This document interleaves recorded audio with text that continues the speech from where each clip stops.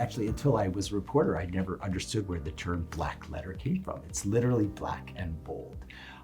And those set the rules. But the rules require explanation.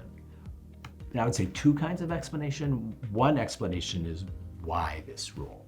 I think about those as justifications. What are the justifications for the rule? And then the other part of the explanation is, okay, how do you apply the rule? And those are more explanatory. And really, I would say there's a lot of action in the comments in both categories. And because I think a judge wants to understand why there's a rule. I mean, at the end of the day, if there's a rule, the judge is going to follow the rule. But the judge wants to understand, why do we have this rule? And then also, in order to really apply the rule, it's helpful to know why we have the rule. So the comments are designed to help judges. And frankly, I would say they're also designed to be educational for lawyers. It isn't always the case that someone who's practicing insurance law, they get a new issue and maybe they don't really know why the rule's a specific way.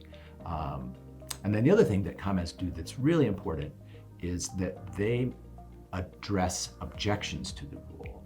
And there it's important, one, because it provides a reasoned objection, and also, for that matter, memorialize what the objection is. But then secondly, it makes clear that the Institute, in deciding what rule it was going to adopt, considered that objection. So it's important that people know that we consider the objection. The third, so there's the black letter, which is the black bold, gives you the rules. There's the comments, which either give justifications or explain how to apply it. There's also illustrations. And illustrations are sort of more focused, how do you apply it? They're examples. And those are really hard to write, by the way. They're really hard to write because you have to write them in very short, like 2 paragraphs is considered getting to be a little long because, it has to be something that people really digest easily. And life is complicated and liability insurance is complicated. And so that was difficult. And you don't want to get into something that is close to the edge. I mean, the illustrations, we talk about them being bookends. So you will often see one illustration that goes one way and the other illustration goes the other, and they're supposed to represent sort of easy applications of the rule.